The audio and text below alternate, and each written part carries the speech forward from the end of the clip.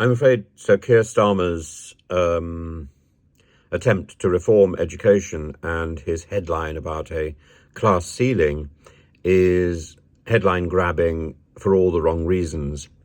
The problems with education are not a problem specifically with class, so that comes into it. Opportunity should be there for all.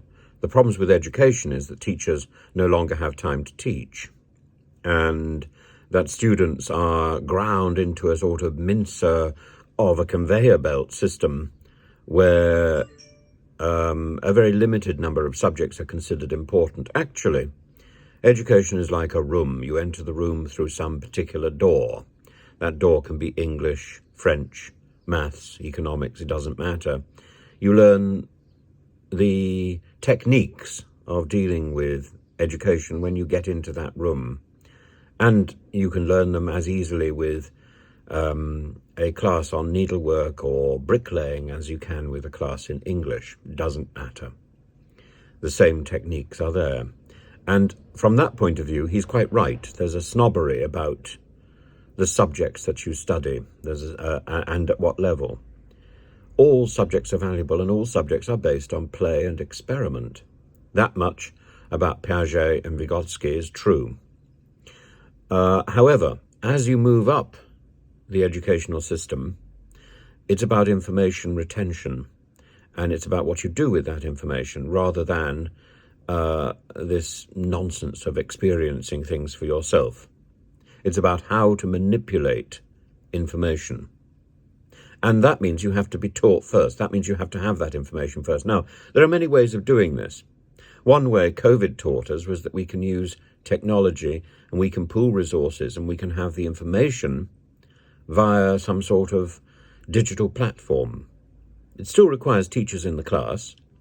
It still requires teachers to mentor students, particularly weaker students or less confident students. But the information can be acquired from different places.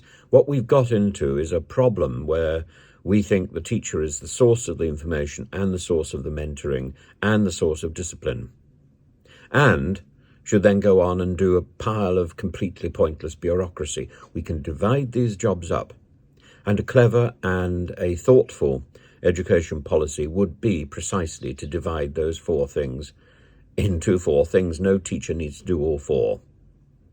And some teachers are good at one and not so good at another. And a good head teacher should identify that. We should also be using these resources.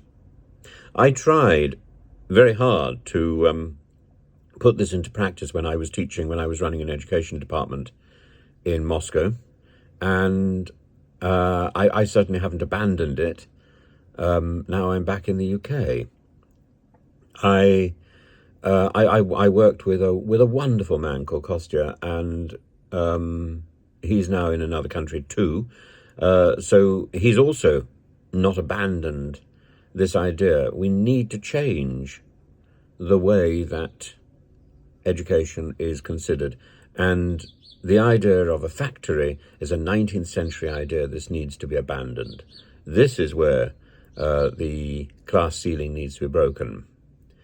But penalising public schools, private schools, is not going to make anything better elsewhere. In that, Keir Starmer is completely wrong.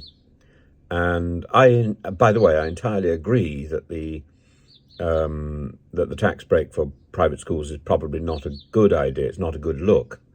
But I don't think getting rid of that tax break is going to improve the situation in any way, and paying teachers a little bit more money is not going to improve the situation either. Though I think teachers are entitled to more money, that is not going to produce a remarkable change. It's simply going to make teachers a little happier, but only moderately.